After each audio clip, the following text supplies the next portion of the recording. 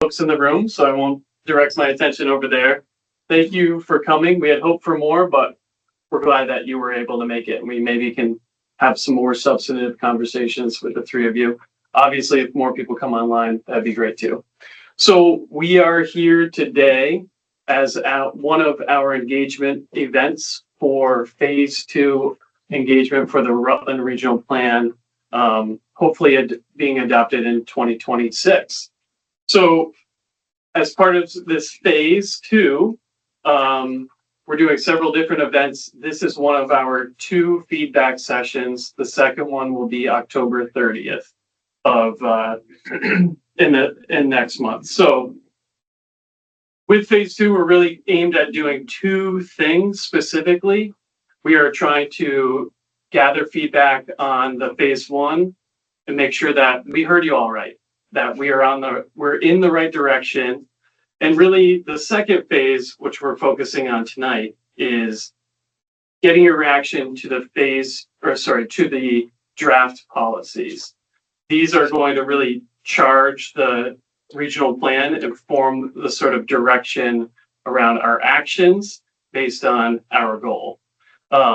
As a reminder for folks in the room, regional plan, just like town plans, are updated every 8 years. They're a mix of a visionary and regulatory document, and ours is really looking at coordinated community and economic development. Our vision for this plan is a collaborative guide that shapes a healthy, equitable, and resilient region. So those are our dominant themes that we're looking to weave throughout this plan. This plan has 10 chapters, and tonight we're going to go through each of the draft policies in those 10 chapters, along with the key takeaways from the phase 1 engagement that ran from January 1st through April of 2024. During that time, we heard a lot of really good information from the public. We reached more than 500 people in person. We've got more than 1,200 or almost 1,200 responses to our public survey. So we want to see that same rich feedback that we got in phase 1 in this second phase of engagement, which we're calling report back, because we're reporting back what we heard and how that is incorporated and influenced into the draft policies. So tonight you'll hear from each chapter author about their draft plan, specifically around the key takeaways and the draft policies. And there'll be some opportunity after each author goes through their plan or their draft policies to provide some feedback. And we'll do some whiteboarding around those policies. What did we get right? What may be missing? And just affirmation or confirmation that we're headed in the right direction. Just as a sort of reference to where we are, we just completed the first draft of the regional plan. We have several more drafts to go and one more large public engagement effort in early 2025. So more to come. This is really still the early stages where we're looking for input to guide those next chapter drafts. So with that, we're going to sort of kick off our night with our first chapter, which is sort of the baseline of the entire plan, and that is land use. And our planner, Logan Solomon, will be guiding us through his work on that. Yeah, and I just noticed the camera is there. Should I be staying here so the camera can see me, or should I go up there? And you can stay right there. Okay. Since there's nobody else online. Okay, great.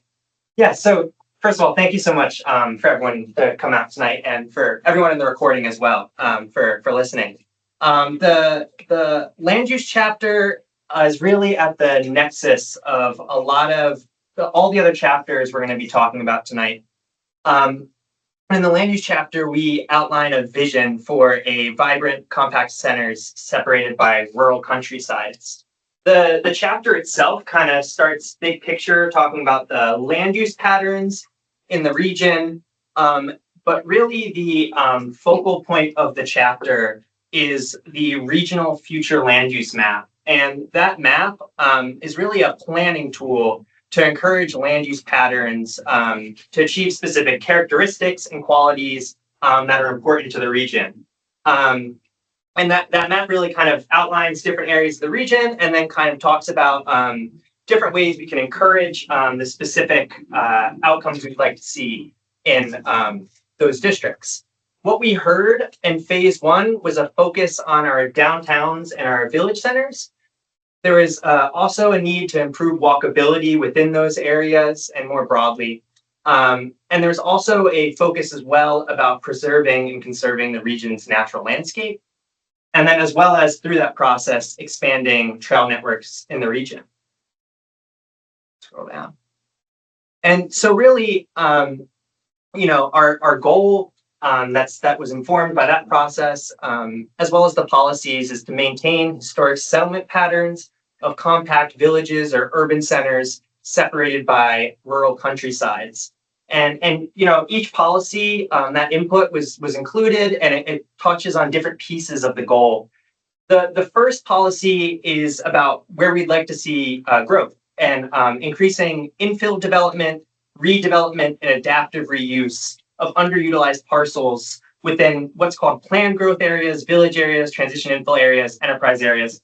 All of that, those specific capitalized terms, that's speaking to specific future land use districts. And more broadly, it's speaking to the downtowns and the village centers that we heard in phase one that we wanted to increase the development in those areas. Policy two is kind of the flip side of that. And it's stopping strip development and development of blocks of land that contain significant natural and agricultural resources, areas of high flood risk, comprise resource industries, and provide outdoor recreation and scenic beauty. What this is really saying is that we want to protect these areas that we heard in phase one that are so important to the region. And some of these specific terms, such as areas of high flood risk, are talked about more in their respective chapters. And this sort of gets at the idea that land use touches on a lot of the different chapters we'll go over tonight. The third policy is moving development outside these planned growth areas or village areas, outside of the downtowns and village centers, that if there's development there, that it should be clustered or otherwise designed to work with the landscape in terms of protection of ecologically sensitive areas and conservation of farmland and agricultural soils. This policy is an acknowledgement that while we want to focus growth in our downtowns and village centers, that there will be some development occurring outside those areas, and that it's important that there's clusters of those buildings to protect open space and significant resources. The fourth policy is about public investments and having most public investments be in these planned growth areas or village areas, again, the village centers or the downtowns, or in situations where there are already clusters of buildings. So for example, like a business park, for instance. But this is really saying that we want to prioritize our public investments in these areas to reinforce the characteristics we'd like to see. The fifth and final land use policy is ensuring that the scale, siting, design, and management of new development is orderly by respecting the character of the natural and built environment. This is really saying that different development should recognize the character of the area and just the broader context and fit within that context. With that, I'll take any questions or comments or feedback. Yeah, so folks, before we jump into that, you'll notice the timer on the right side of the screen. That's just to be respectful of your and our time. We have 10 chapters to get through, so we're going to try to parse those out evenly. So let's jump right in. Does anyone have a comment or question, something they feel is missing? Nothing missing. I just want a clarification on infill development. Yeah. So infill development is essentially a vacant lot, and you have in an existing urban center, and so you might have a vacant lot, and you might have multiple buildings on both sides, and so this is saying building on that vacant lot and making use of those underutilized parcels. Yeah, great question. I'll reserve, because I imagine that a lot of what other presentations are going to be about will tie into they have overlaps and similar correlational factors that we shared. So I'll wait until the end Sure. Yeah. We have time now. If there's anything specific to land use, which is sort of at the nexus of all of our chapters, Well, but still, we're gonna have these policies specific to this chapter and the future land use map. the one is that we loosened up our unified bylaws to allow for a greater than 35 foot because of the ladders on the trucks, where the criteria goes that any higher building would have to go through development review board and adhere to fire codes relative to that additional use. So you could vertically expand as opposed to being out. Because a lot of the properties south and north of town, West Pollitt, for example, and in Pollitt are protected under the land trust. So vertical growth is one consideration. Yeah, I think that's totally relevant to land use, the need to grow up, not necessarily out. But they did that in England with Queensland to protect the agriculture, and that's why a lot of that stuff grew then vertically. As a sort of generality, do you folks feel like you support the direction of these policies so far in terms of land use? Any specific policies that you're like, yeah, that's good. That's really where we want to see land use go in Rutland County. Great. I like the center and then these small cluster areas outside the center. I think that's great. Awesome. We already have cluster UBL, Mhm. For that potential. Yeah, and part of this will certainly be, informing bylaws to achieve these policies and goals. Yeah. Great. Well, I think we can move on to our next chapter then, which is Logan again. This is housing, which I'm sure everyone feels like might be the hottest topic this planning season. So Logan, take it away for us. Yeah, thanks for that. The housing chapter really, paints a picture of kind of what are the current housing conditions. And it really outlines a vision for a high quality, safe, diverse, affordable, conveniently located and energy efficient housing. There's different pieces. Each one of those has their own respective piece. But really it's talking about, current conditions of supply, demand, the broader market, how those are interacting, and existing programs and some challenges in meeting current need. And I'll also add that the Rutland Regional Planning Commission did a housing needs assessment for the region in 2023. So that assessment informed the current conditions as well. What we heard in phase one was that affordable housing and the lack of housing in the region is a significant issue. We also heard that there's a need to address homelessness and the lack of rental units, the need to restore old blighted housing stock, and we also heard frustrations regarding Act 250 and development restrictions in the state and how that affects housing need. So our goal, is those different pieces we mentioned, providing for high quality, diverse, safe, affordable, conveniently located, and energy efficient housing in the region. We heard bits and pieces about each one of those through our public engagement process, and each one of those pieces shows up in these policies. The first policy is, the housing growth in the region. So this plan says that we need more housing. And so what we're saying also is that growth of housing, as well as existing or new programs or any sort of housing incentives, that those should result in people spending no more than 30% of their income on housing and not more than 15% on transportation. The reason why the numbers 30 and 15 show up in this policy is it's standard guidance from the federal government in terms of affordability for these specific costs. The second, and one other thing I'll add is the 15% really, while transportation necessarily isn't the focus of housing, transportation costs there's a big impact that the location of your housing has on the overall cost. So if you have access to sidewalks and you can, and that access can get you to a job, it's a lot easier to afford things as opposed to if you can't. The second policy is promoting construction and renovation practices and universal design principles that result in high quality, energy efficient, and safe homes that meet the needs of all. Universal design principles is essentially saying that a home is accessible for all, regardless of anything, but most particularly their age. So that homes are designed so that people can actually age in place and not need to move because they're aging and they're going through a different phase in their life. The third policy is creating diverse homes with varying number of bedrooms at a price point affordable for households with varying incomes.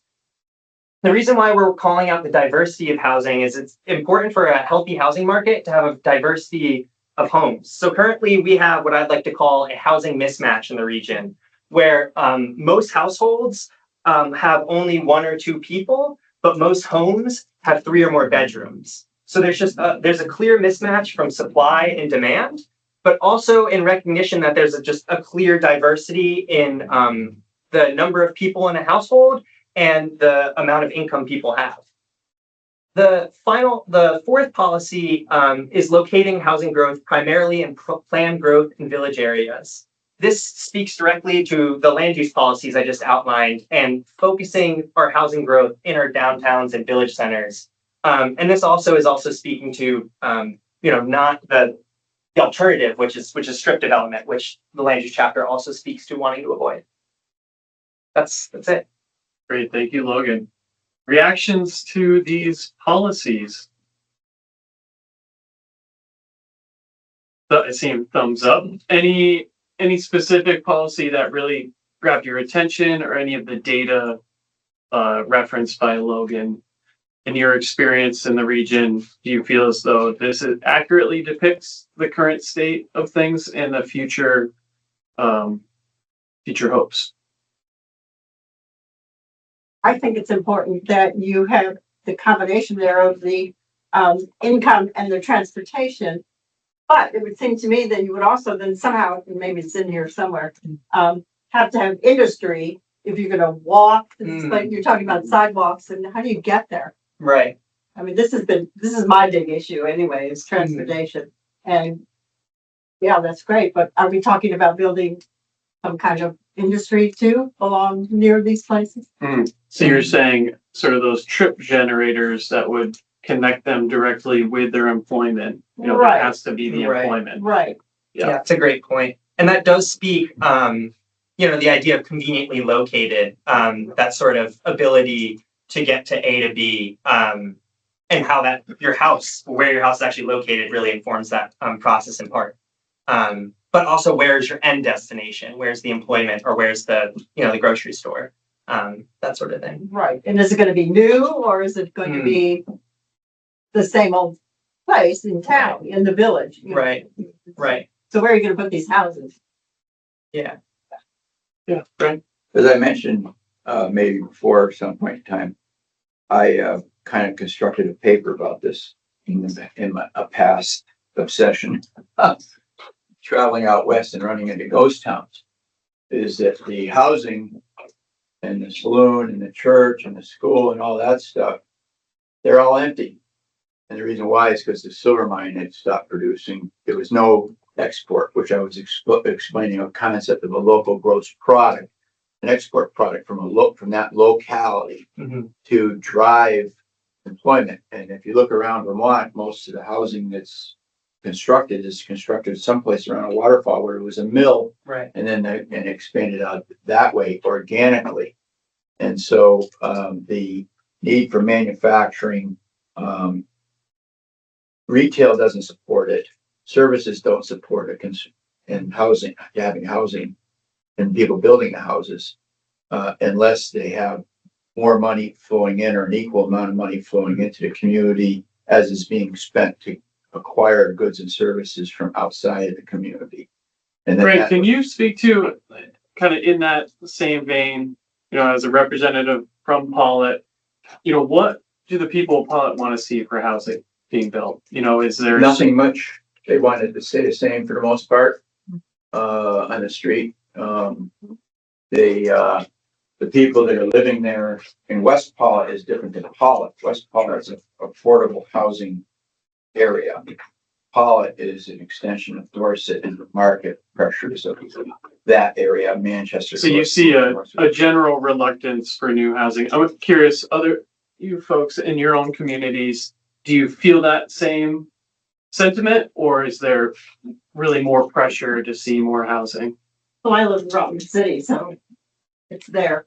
Yes. Yeah, we definitely need more housing, but it's probably going to be refurbishing what's kind of already here unless there's vacant lots. So does that sort of second policy really hit home for you about renovating the Oh, existing? absolutely. Yeah, buildings? yeah, we need to, for sure. How about you?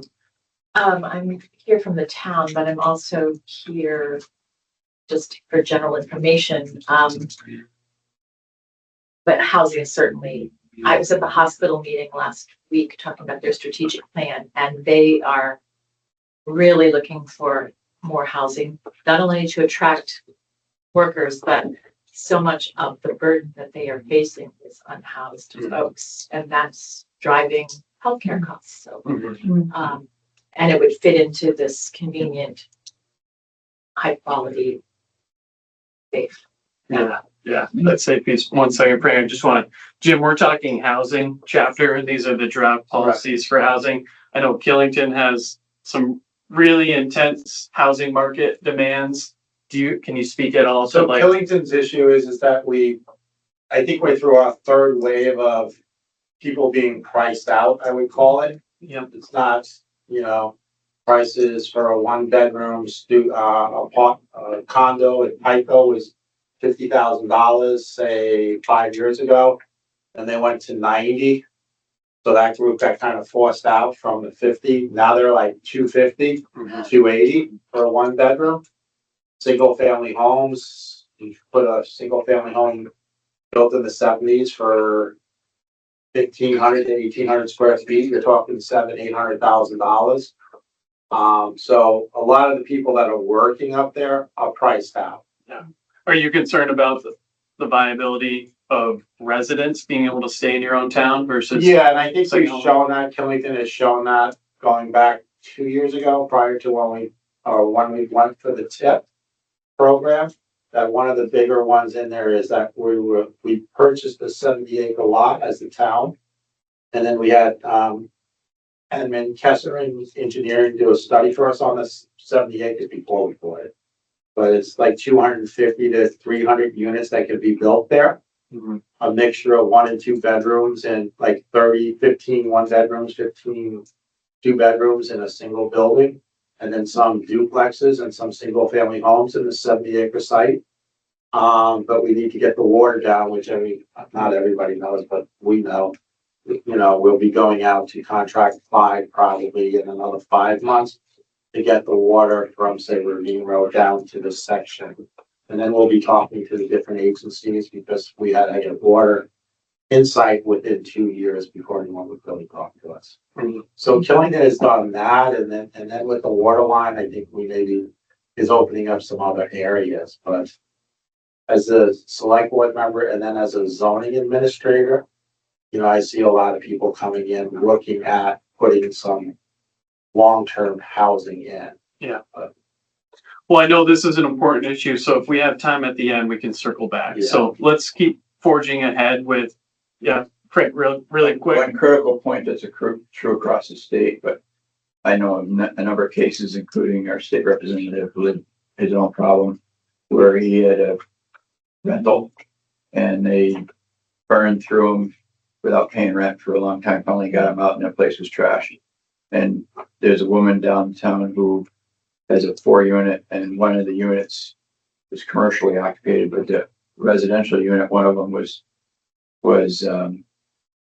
again, non-pay of rent, couldn't get him out. And she had decided she's not going to have that unit be for her long-term rental. She's going to do Airbnb with it because of that. So your point is rental units staying in the marketplace due to sort of the regulatory environment around protections for landlords or tenants.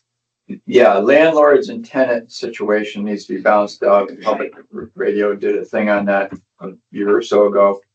And it's really an education thing because the tenant and their associated groups are not really, they're thinking of the landlords being, making tons of money, and it's generally they make the money when they sell the units later down the road because of the costs. So this has to be something that's smoothed over because a new landlord buying a place has a mortgage on a place and has to have rental income to pay that and costs Understood. and Yeah. taxes and all that stuff that's going up. So that's, that has to be addressed at the legislative level. However, a person who was a state rep told me that when approaching a certain group of representatives from the Chittenden County area, that there was high resistance to balancing it out. Well, thanks for that note. We're going to move on, but we did capture that. And I think that is an important aspect to this conversation. Okay. Next up, we have Greg Helker McKee for economic development, which is another sort of cornerstone of this plan. Greg, take it away. Hi, everyone. My name's Greg. I'm the chapter lead for the economic development chapter. As you can see, I'm on Teams right now. I'm a bit sick and I'm keeping any germs safely far away from you. So the economic development chapter focuses on job and business growth in the region, and the state has set a broad goal for this chapter to show a plan that will provide for a strong and diverse regional economy. And this chapter will consist of current conditions and market analysis of the economy as it is today, and then conclude with trends that will shape the future of the region and policies and actions that will drive that future growth. So when we were doing outreach for this chapter, we heard very consistent things across the board, no matter where we were. And it comes down to a few key factors that people want to see in future economic development in the region. And the first being focusing future growth within downtown districts and village centers. So we've already touched on this a lot within the housing chapter, because this will relate closely to having job and business growth near pre-existing or new housing development, which would be within those existing urban centers. And this will prevent future sprawl, but also allow for business and job growth. Secondly, we heard that we're hoping to attract new businesses and employment opportunities that diversify the tax base. And I believe I heard someone say earlier that talking about ghost towns where once the export industry left, then it was unfeasible to, remain within the housing in that area. So by diversifying industry within the region, we can create a higher amount of export and bring new wealth into the region. Thirdly, looking at workforce development, which is focusing specifically on the job growth side of things, we heard consistently to train new workers, recruit new workers, and retain younger adults from the school systems. So there's a lot of different groups that are talked about in terms of workforce development in Vermont, but we heard very consistently that these two specific subgroups should be highly targeted as new opportunities for job growth. And finally, we saw again and again ask for strategies to increase and expand career opportunities within the trades and industrial manufacturing careers. So these careers tend to be related to goods production, and it comes back to, as I said earlier, careers that can bring new wealth into the region and export goods and services outside of the region. Next slide, please.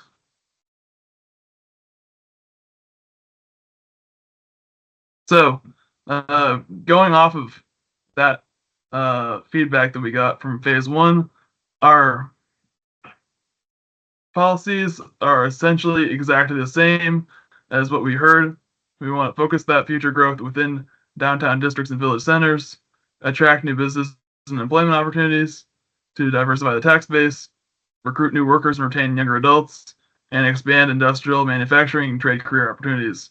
And to do this, we have spelled out actions that relate both to our internal programs and projects as an organization, but also since this regional plan is a visionary strategic plan for the entire region, we're also looking at broader strategies that go across everyone within the Rutland region.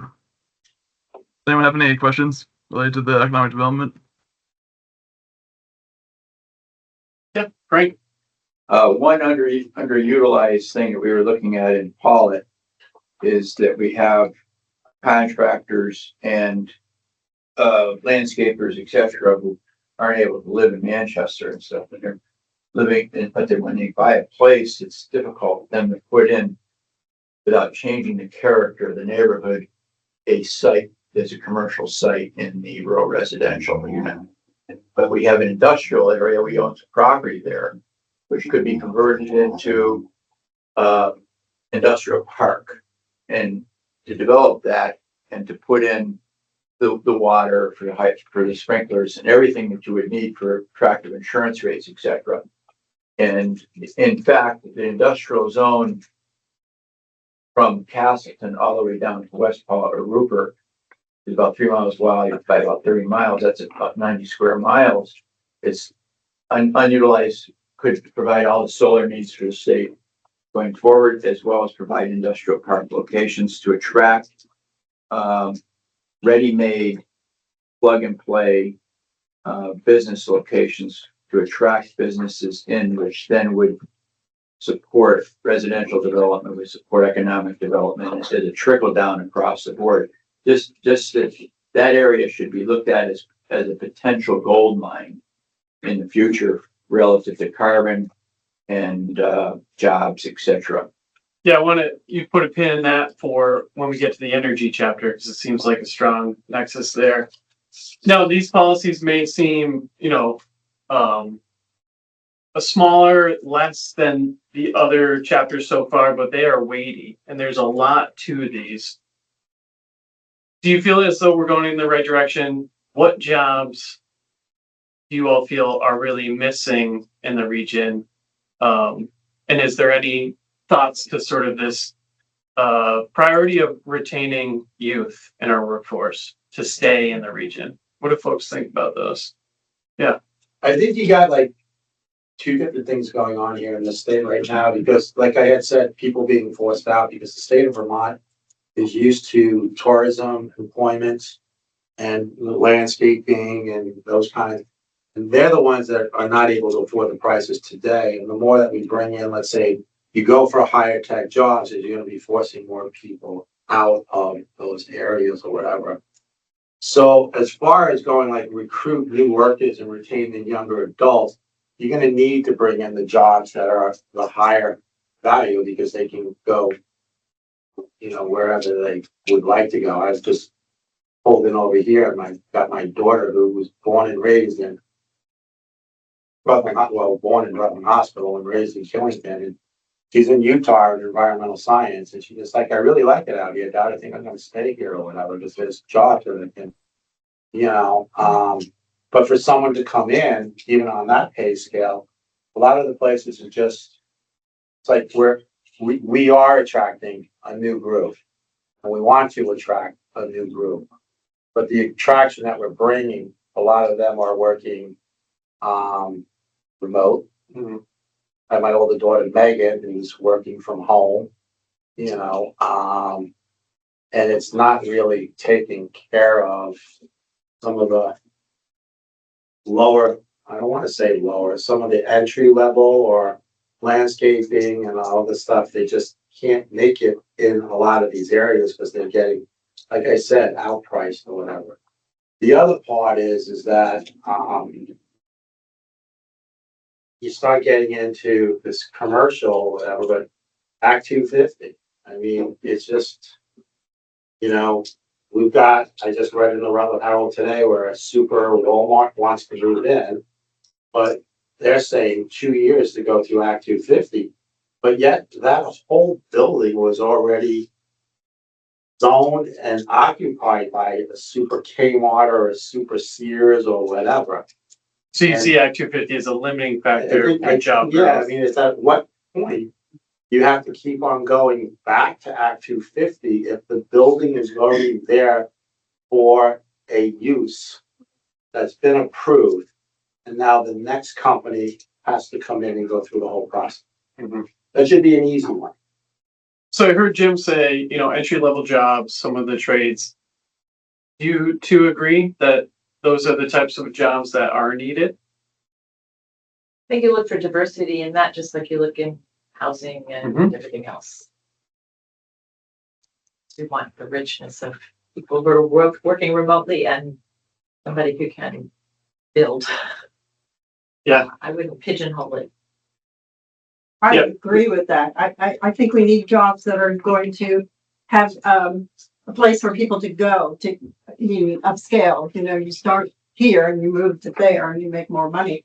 So what kind of jobs are those? And do we have the workforce, the educated workforce to do those kind of jobs? So, for example, call centers, which could be an attractive building. It doesn't have to be ugly. And it could be somewhere, and probably a lot of people are against that sort of thing, but you can put a lot of people to work in a nice, well-constructed call center, and eventually they get to move up the scale. My son is an executive vice president with Bank of America, and he started with MBNA in Maine in one of their call centers. I mean, that's what you need. You need the Opportunity for growth. opportunity for Yeah. growth. That's why he doesn't live in Vermont, Mhm. which is sad. Yeah, that's a great point. The internet's a game changer. You can be a lot of places to run various types of employment locations. As far as manufacturing, you can do, if you set it up, you build it, they will come because they're looking for it. And if they want to live in Vermont, which a lot of people do, and you got to make it affordable. You got to have the green energy package. You got to have all the Fort housing affordability, all that stuff packaged so that it's going to be competitive. And a story on that is that I was once vice president and president of the Granville Area Chamber of Commerce. We made it overlap into Vermont, and I was on the Adirondack Regional Chamber of Commerce. And Manchester Wood in Manchester was looking to expand, and there was something in the paper about Act 250 and years of potential legal fees and everything like this. And I said to the meeting, I said to the regular chamber members, I said, look, why don't we go down and talk to them? And we went down and talked to them. And within 9 months, the state of New York had come up with money. We provided there was a building site. They constructed it with the extension of the sewer and water for sprinkler, everything there, and the state gave them an additional $1 million. And literally within 9 months, it was running without the Act 250 issues. Okay. And the people who worked, as far as housing was concerned in Granville, it was half the cost of living in Vermont state. Okay. Okay. We do have to move on, but Yep. Craig, it sounds like you're saying much more intentional public investment potentially in allowing some of these industries and some of the regulatory issues as well. If it's an attractive situation and all the bullets are met, then people will build and expand commercial operations, given the fact that they may want to live here too. Awesome. All right. Well, we are going to move on to cultural resources, which is a little pivot from our really planning heavy, jargon heavy chapters so far. And Nick is going to take it away and walk us through what he's come up with so far. Cool. Thanks, Stan. So the goal of the cultural resources chapter is to identify, protect, promote, and promote important historic, cultural, archaeological, and scenic features and resources. So in previous plans, this was actually called the Historical, Cultural, Archaeological, and Scenic Resources chapter. So we thought we would condense it a bit. And within this chapter, we detail a path forward for preserving and enhancing our region's identity, which is deeply rooted in its historical, cultural, archaeological, and scenic resources. A lot of the engagement that we received in phase one, focused on the downtown districts, as well as water recreation sites, parks, and trail systems. People also frequently mentioned that the natural landscape was something that they highly valued. And there was a strong desire for more annual festivals, especially Pride festivals and centers. And lastly, people wanted to include certain historic or culturally significant topics in the school curriculum as a way of passing on our region's history.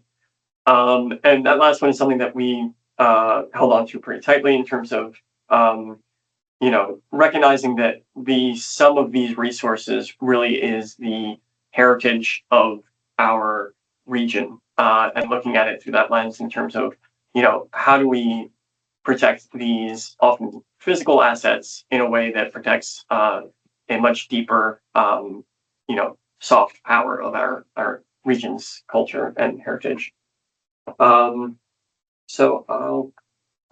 Yes, thank you.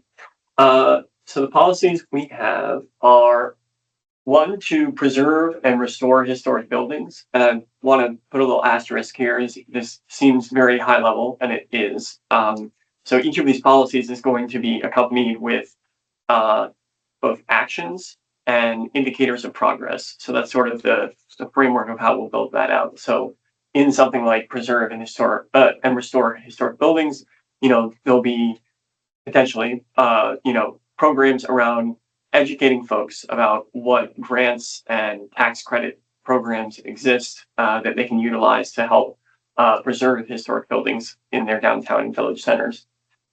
As well as, try to shore up relationships with other organizations within the region and the state that have taken on this duty in a meaningful way, like the Historic Preservation or Department of Historic Preservation and the Preservation Trust of Vermont. So second policy is to strengthen the interorganizational relationships and volunteer capacity of historical societies in the region. So the story is it's actually kind of interesting.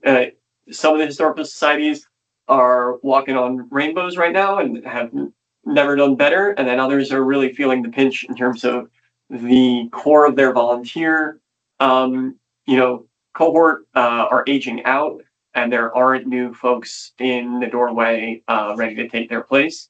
One of the really interesting upsides of COVID was that a lot of that older volunteer cohort did increase their technical capabilities. So that has helped quite a bit. And I think a lot of the relationships and volunteer capacity that we'd be looking to strengthen would be continuing that trend, helping folks get training in terms of inventorying and cataloging artifacts and stuff like that, getting folks more up to date on how to market events and organize events using digital tools and that sort of thing. Policy number 3 is recognizing arts and cultural as essential infrastructure for healthy, equitable, and resilient communities. So this echoes an effort from the Vermont Arts Council, who are looking to do similar work in ensuring that municipal plans do include a section on arts and culture, and making that part of the state statutes. But I think that we can get a jump start on it, and I think it helps to get people thinking in that holistic mind space of, when you're looking at how you're building or preserving a town, you do have to look at every facet of life within it and how those intersect. And that's what we hope to do with that. Policy number 4 is prioritize the identification and preservation of scenic resources. So especially in terms of our brand image for outsiders, the bucolic scenes of rolling pasture and a red farm and a silo is a lot of what people identify with our state and our region. And unfortunately, we haven't necessarily, if you read through the municipal plans within the Rutland region, there isn't a whole lot of uniformity in how planning commissions have approached identifying and cataloging and even protecting their scenic resources. And that's what this policy would aim to do, is sort of set up a framework for which any town can follow, so that we have some shared understanding and definition of this is what makes a scenic resource important, and here are some of the tools in the box that you can utilize to ensure that that scenic resource won't be infringed upon in any way. That's all. Great. Reactions to this chapter. This one's a little bit more unique and really gets at the identity of the Rutland region. I love it. Yeah, I do too. It is unusual. It's outside of what is stereotypically thought of as a planning domain. I walked past the Paramount today and I'm so excited about all of the new things that are happening there. And I love these pop-up heritage traditions that are included in this, like the Pride Festival or Whoopie Pie or the Halloween and parades. I wonder though, when you're talking about measurement and progress, this takes so much more creativity to actually measure and quantify. Certainly. And but I'm so thrilled that this is included, because I think it really does make it, it's the secret sauce that is so often. That's a great way to put it. Yeah, it is. So bravo. I was a little bit when we were talking about school curriculum, I'm just wondering about in terms of jurisdictions reaching. Maybe that's that intra-organizational relationship. I love the idea of having Rutland County heritage sites, not like a World Heritage Site that has some protection. I also wonder, this is an expensive place that sometimes people are not interested in finance because it's old, it's expensive to bring up to code, and they're looking at the new. And also things that are not tangible and impermanent. It's really hard to leverage support, but I'm thrilled beyond belief that it's in here. Awesome. Thank you for that commentary. That's great. Anyone else? Jim, thoughts? I think it's great and it's in it, but I've got to pick up where it's expensive. And then the gentleman over here is talking about, areas that's a gold mine to build on or whatever. And it's kind of conflicting of exactly like what you had said, but this section is expensive to bring up.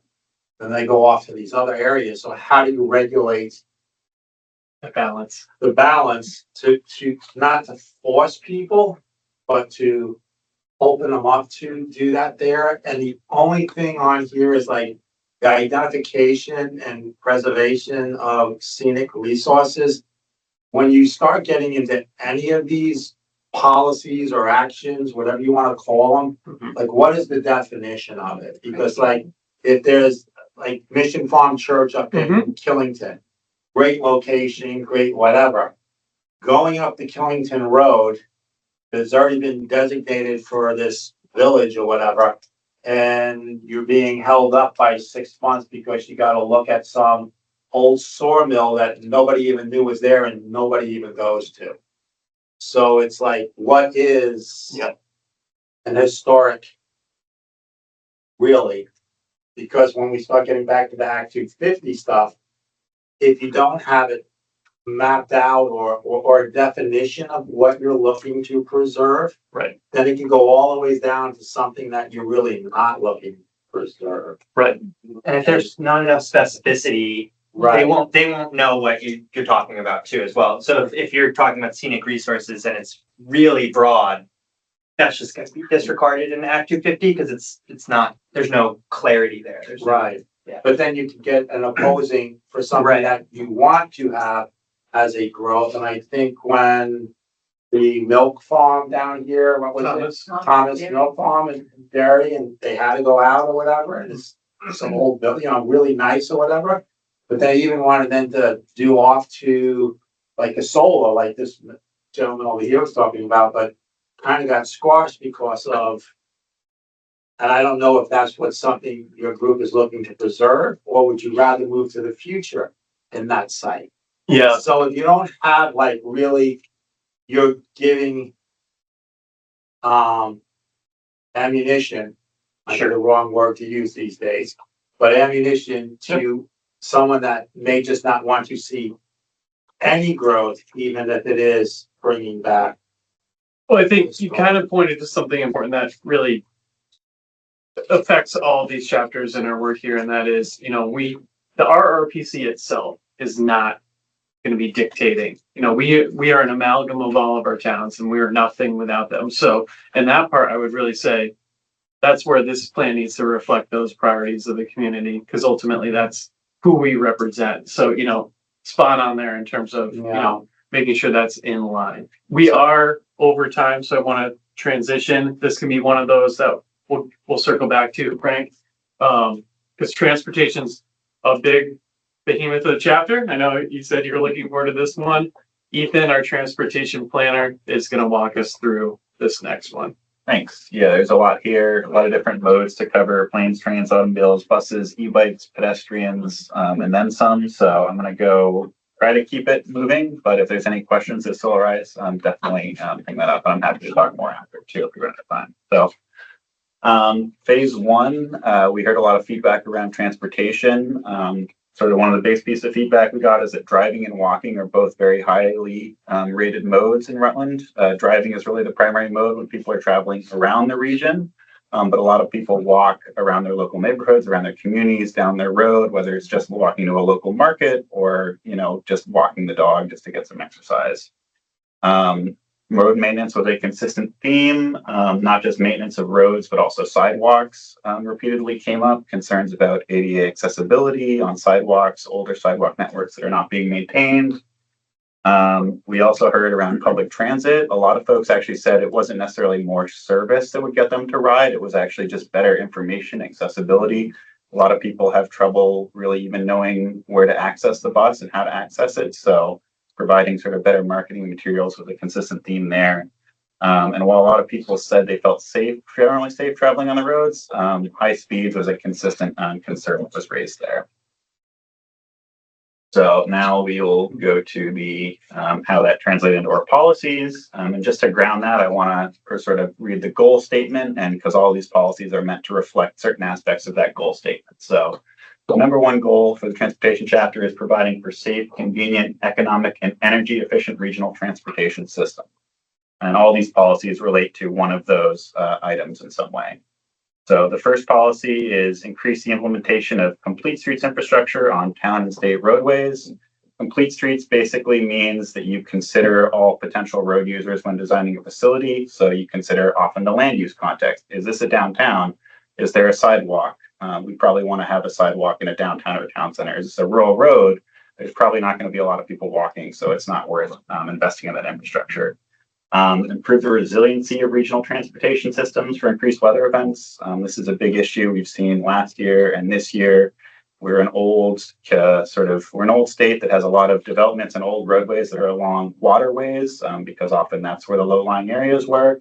But that also leaves us vulnerable to threats when it comes to extreme weather, especially flooding.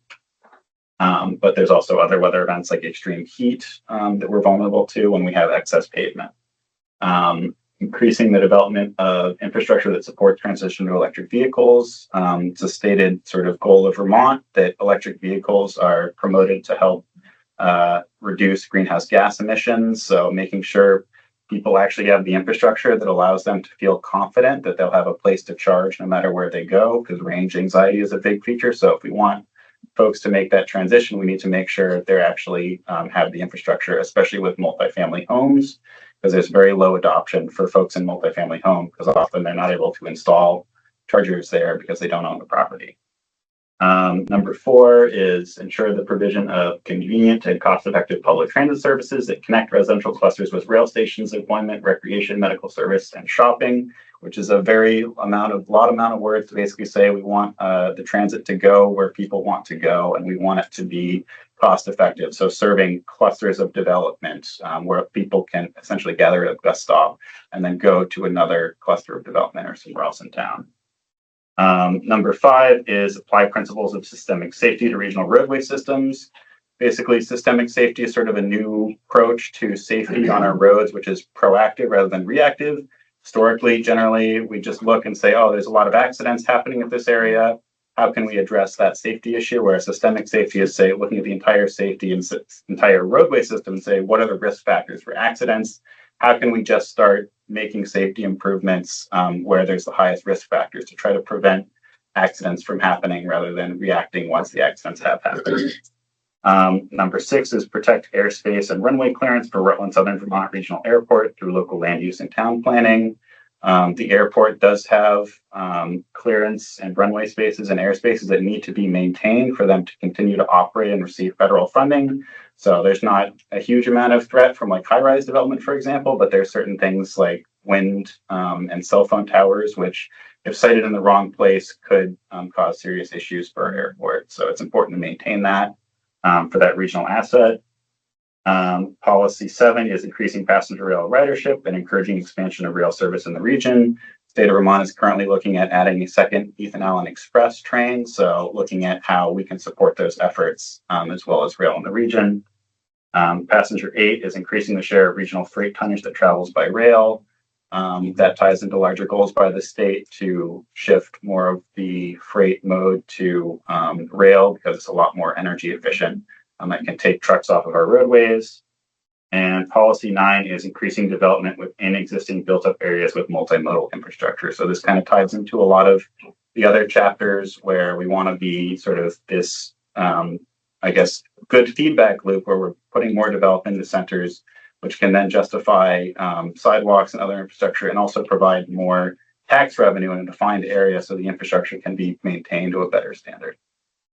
So that was a lot. So welcome any thoughts, questions, first impressions, deep thoughts. Why don't we start with you? I know this is a particular passion. Right. Ethan and I have actually talked about this before, but my big problem with this, and it's not even mentioned in there, is the employment. The bus can't get people back and forth to work. Somehow they need more bus service. If you're going to build all these places everywhere, you've got to have a way for people to get from point A to point B, and you can't do that now with the bus system that they have. So that, to me, is just a major thing. We expect, well, I work with the immigrants, so when they come, most of them don't have cars. So, and they're not going to. I mean, think of the cost of having cars. So somehow that has to be addressed, and it's not really in there. And I think that's important. But I also wanted to say, just very briefly, I think the paving job you're doing this year is amazing compared to what's been done in the past on Route 7 and whatever. And just the quality of the paving, who's ever doing it, I think it's great. But again, the employment and transportation is a real issue, I think. With the transit piece, just wanted to dive into that a little bit. Are you speaking about the location or the time or both? Time, mostly. Time, okay. Yeah, I mean, Killington is great because I think they supplement. Great. Well, but believe me, it's great compared to what we have in the city. And for people, I have a good friend who lives in Wallingford. She would love to take the bus back and forth. She can get here, but she can't get home because the bus stops ridiculously early. I don't know who in their right mind ever came up with that schedule.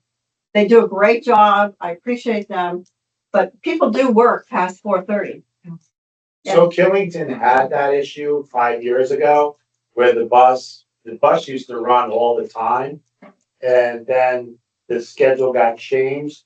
And I think after 6 o'clock at night, the bus was no longer in the summer months going up the hill. And this is one thing, and don't take this wrong, anybody here, this is me, it's Jim Half, whatever, okay? But it's not always the state or the federal that has to help us get out of our own holes, okay? I drove for the bus to come back up on the hill at 8 o'clock at night and 11 o'clock at night because we had workers that could get up there to work at 4, but they could never get back. Exactly. And then the town of Killington worked with the local KPAA, and they got their local businesses to kick in some money, and the town kicked in the rest.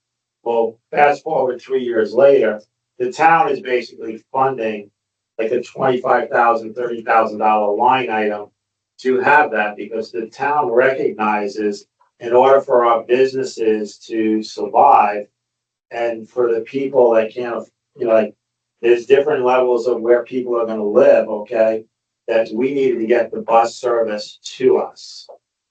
So, I mean, I'm one that sits and basically thinks a lot of times we go and we think it's the state or the federal to get us out. They're there to help us, but certain times we have to think out of the box ourselves as town reps or whatever. And, a $25,000 investment into the bus is nothing for a town of Killington. Now, it may be for others, so I'm not getting there or whatever, but, we have sales option tax on rooms, meals, alcohol, and they weren't getting the workers. So you have to go from there. But I would pick whichever one there is about the, building infrastructure for charging cars. Mhm. Okay, so my scare there is that you overbuild as technology is getting better in electronics. And you're building for where it's 200 miles of average. And probably within the next 3 to 5 years, these things are going to have 400 to 500 miles per charge. And so if you're building on today's technology out there of having a different, so many units, that now you may have wasted a resource place. Instead of building for today, think for building for the future. Great. Piggybacking on that is, I went to Green Your Fleet over in New Hampshire, goes every 2 years. It's at the Motor Speedway and at NASCAR and they have everything there, green, EVs, blah, blah. Every one of the guys that went around to these BMW and Mercedes, everybody, I said, what's the future of lithium ion? They says, compared to sodium ion. He says, lithium ion is going to be history. Sodium ion is coming in hydrogen. And and one of the problems we had, we were trying to site up at the rail trail had maybe something, and they had a mobile charging unit over there. And you can cite mobile charging because you talk about transportation. You're also talking about state parks and all this stuff with EV vehicles going there, and that's seasonal. So you have drop in, literally, it doesn't have to be on the wheels. It could be dropped in on site for one season at all these parks and stuff all around the place, and then picked up and moved to your ski areas in the wintertime. So it's being used all the time, and to repair them, you don't have to send somebody there. You just come in with a new drop, pick up the other one, put it on the truck, drop it in place. So there's no cost. You have a contracting firm. B-Trans doesn't have to do this work. It's going to be somebody else with the education to do it. And that will solve that lithium ion. So mobile EV chargers. Yep. And then you can test out your usage of your Did you site. have one too, other thing? that way. That's what I did. Yep. I know that the teen center is also very concerned about a misalignment of the bus with Okay. their needs. I think that could be a whole nother discussion. Oh, yeah, The yeah, bus. there is a whole other entity Creating that that. will work there. Yeah. Yep. Said the teen center? There's a new teen center next to the Boys and Girls Club, and they're very eager to make use of that, but they're not necessarily, there's a safety issue, a fear at least for younger people traveling. That they also are not sure that the scheduling and the routes are. Okay, so good kind of fit. back to that scheduling route structure. So you want, just last one this year, you want to get into scheduling, the Amtrak or whatever, right? Amtrak coming in from New York City or whatever. And you're trying to get people to come to the Rutland area and getting to, and the bus will not go to the Amtrak station after a certain time. So now you have people that are coming to the area to travel somewhere, and they end up getting into Amtrak, and now they have to go through the snow, the ice, the slush to the bus station, lugging their luggage or whatever, or their skis or whatever they're here for, because the schedule of the train and the bus don't work together. And That's not us, but that's the two entities. Yeah, so you have better connection to those other modes. Yeah. Absolutely. We do have to move on. Thank you. Those were all really great. Next is, interestingly enough, is our enhanced energy chapter, where we may see a couple of these themes come through again. Our energy planner, Jeremy, is online and also not feeling well today. So, Jeremy, thanks for making it. That's great dedication. Hey everybody. I will try not to have a coughing fit while I'm talking, but I can't promise it. I might actually save one though, because there's so many policies in this chapter that I'll need to wake you all up halfway through it. And so that's my plan. So you can see this chapter is also an enhanced energy plan, which is a thing into itself. It's both an enhanced energy plan and a chapter within our regional plan. You can see the goal is to reduce greenhouse gas emissions, provide for renewable energy, and make efficient use of energy. And so that goal has two tracks within the function of the enhanced energy plan. The first one is a long-term plan aspect of the overall regional plan. The other piece that's a little more unique to this chapter is that there is a statutory function to the enhanced energy plan that provides substantial legal abilities for directing energy development in our region. And so you'll see in the policies that there's aspects that are speaking towards those statutory components and were devised to give us as much legal protection as possible. But before jumping to the policies, what we heard in our phase 1 outreach was that people are looking to reduce our dependence on fossil fuels and start changing over to renewable energy options. People feel like it's important in our region to reduce greenhouse gas emissions. Out of all the different types of technologies, there was a regional preference for solar energy development. Lots of people were concerned about the cost of energy and concerned about the climate impacts of energy use. And then among homeowners, the things people most want to do in their personal life is weatherization and addition of heat pumps to their houses. And then I wasn't kidding, there's 13 of them here, so everybody stay awake. We're gonna have a coughing fit. So because there's so many of these, I'm not going to explain each one in detail. I tried to write them in a way that I hope people could understand. There's the ones that have more specific terms of art or statutory gobbledygook, basically. I'll explain those in a little more detail. But if you have any questions about definitions on any of these, feel free to ask. So the first policy is to demonstrate regional leadership by implementing efficiency and fuel switching actions. And that's for the Rutland Regional Planning Commission specifically. The second policy is to promote the adoption of enhanced energy plans to all municipalities in the region. And then ensure that the regional enhanced energy plan is equitable. Then prevent forest fragmentation and preserve priority forest blocks in relation to energy development. The fifth one is to educate individuals and organizations about energy conservation. The sixth one is to increase building efficiency, climate resilience, and safety. And then the seventh one is to switch from fossil fuels to sustainable alternatives for heating, cooling, and transportation. We next move on to 8, which is to provide education about transportation, energy conservation, and combustion alternatives, meaning fuels that need to be burned to move our vehicles around. Then we have decreasing single occupancy vehicle trips. So how can we support people in the region to not have to drive alone for everything that they do? And then 10 is to maintain existing and develop new walking and biking infrastructure. And this is specifically related to a decrease of energy use. The recreational aspects of walking and biking are great, and I personally use them and support them. Within the energy plan, this is speaking more towards using walking and biking as an alternative to driving places. Then policies 11, 12, and 13, these are those statutory pieces. And so it discusses Act 250 and Section 248.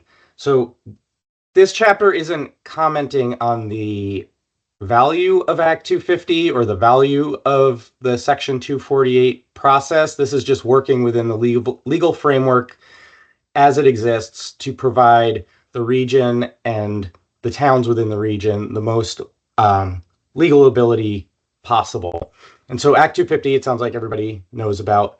Section 248 is the Public Utility Commission energy siting process for getting, say, wind or solar developments put in, or batteries needed. It's called a certificate of public good. So without getting into those details, it's just the legal process that our Public Utility Commission goes through, and this policy is designed to give us as much say as possible during those proceedings. And then the last one is to maximize the potential for renewable generation on preferred locations. One caveat to all of this is that most of these policies are statutory requirements in order for us to have our enhanced energy plan certified by the Public Service Department.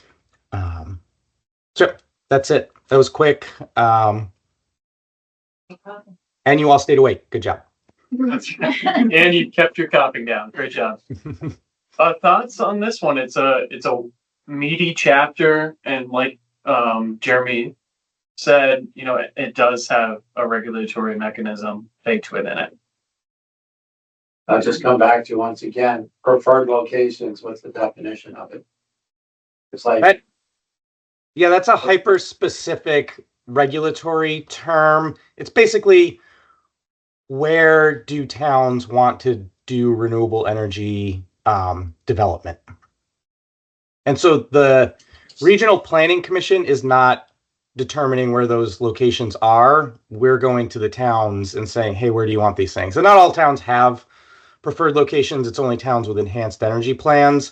So this is basically creating the policy to help encourage that that's where the siting happens, is where the towns outline in their enhanced energy plans. Very similar to the energy version of our future land use map. And frankly, they should interconnect quite well. just like a group of people thought that on Route 7 was a preferred site, but it got shot down because of the farmland. Correct. Well, that's why it's like, It what could is have a been. preferred I'm not site? Maybe the town wanted it.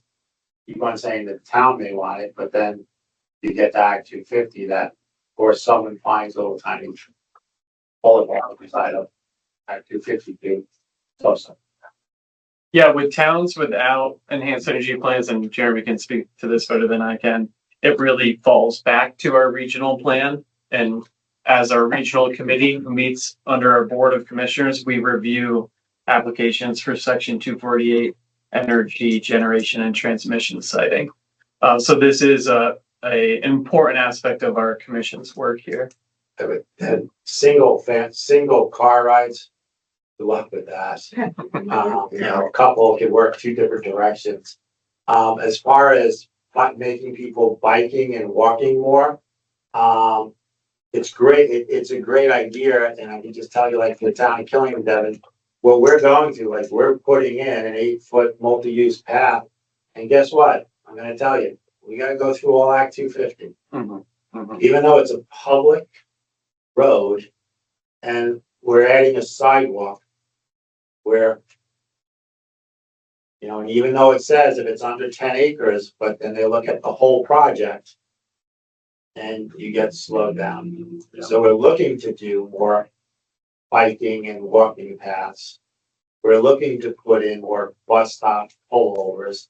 Where Killington just has where the bus pulls over, like nobody knows where it's going, but up there, at least you wave your hand, the bus will pull over. But we're looking to put in this next plan of putting in bus stops and stuff. But we may get slowed down because of we trying to do stuff that's in these plans. Technology is advancing.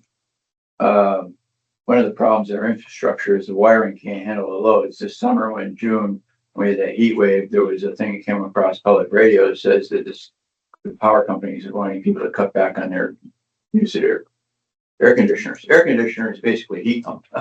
Okay. And so when you have EV chargers plus on top of the air conditioners, but we don't have those, then we have an overload on the grid. It would cost unfathomable amounts of money to replace. There's a company that's born out of MIT that's doing iron oxide, very cheap. I don't know if you're familiar with it. Who's heard of this?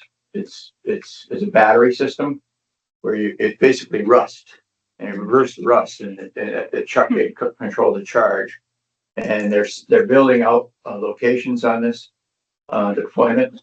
And the idea is to have them spaced around so that the grids aren't absorbing it, but it's located so it's clustered to service.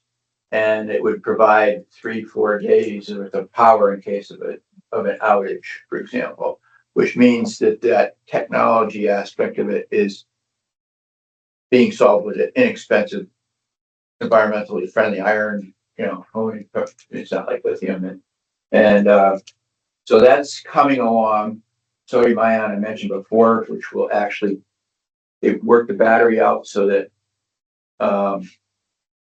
when you buy a car with a sodium ion battery, it will last the length beyond the length. The battery itself will last long beyond the length of the time of the car. The car will rust out, the frame will rust out before the battery is not usable. So you don't have the replacement factor, which changes the secondary market because people buying if you have to replace your lithium ion every 5 years and somebody trades, the next person buying it would have to pay that. And a lot of people in that market, and especially the third phase of that, is they're fixing up the bangers, and putting an exhaust system on it or something and wiring it together and driving it to work. So that $5,000 or more, $7,000 cost of the lithium ion batteries is not sustainable. So it sounds like you're kind of proposing a potential policy that really looks at emerging technologies. Emergency technologies, and the final point is dovetails with Nick with the historic buildings which we're running into in Pollitt, which Jeremy and Jessica are ironing out with our program there with the MERC program, is that we have a historic building with a historic preservation trust. So it'd be interesting to see where that goes, where the emphasis should be when they're retrofitting historic buildings and working with a historic building, that there's an energy conservation component built into that. Perfect. Awesome. Thank you, Frank. All right. Well, we're going to move on once Steph's done with this note. Great comments on that particular one. Next, we have working lands. Barbara, take this one away. Yeah. Welcome, everybody. So this will be a couple of chapters here, working lands, and then the next one will be a lot less technical than what you've just gone through. So the working lands, the goal in statute is to encourage and strengthen agricultural and forest industries. To set the stage, we're starting the chapter with these statements. While the look of agriculture and forestry has changed significantly since the 1800s, these occupations remain an integral part of what makes our region what it is today. Without farming, we would not have open rolling fields or scenic ridges or one of our more durable economic drivers. However, maintaining our working landscape and the occupations and businesses it supports is not a given. To keep it sustainable now and in the future, there are challenges to address. And since the decline of dairy farms in part addressing that, farmers in Rutland County are pivoting to produce a wide variety of crops and products now. So in phase one, what we heard, we were asked or we were told that there is a high demand for locally sourced foods, including farmers markets, community gardens, and community supported agriculture, CSAs. And a strong agricultural system in Vermont provides access to locally sourced foods and preserves farmland. So to carry that forward, we came up with 4 policies. The first one, stop the loss of farmland and forest land to development. Second, ensure that the working landscape, that's agriculture, forestry, and value-added production, is a strong asset for the region's economy. Third, ensure that the working landscape improves the health of residents. And fourth, enhance the health and diversity of the region's ecosystems to benefit local ag and forestry. Thoughts on these policies?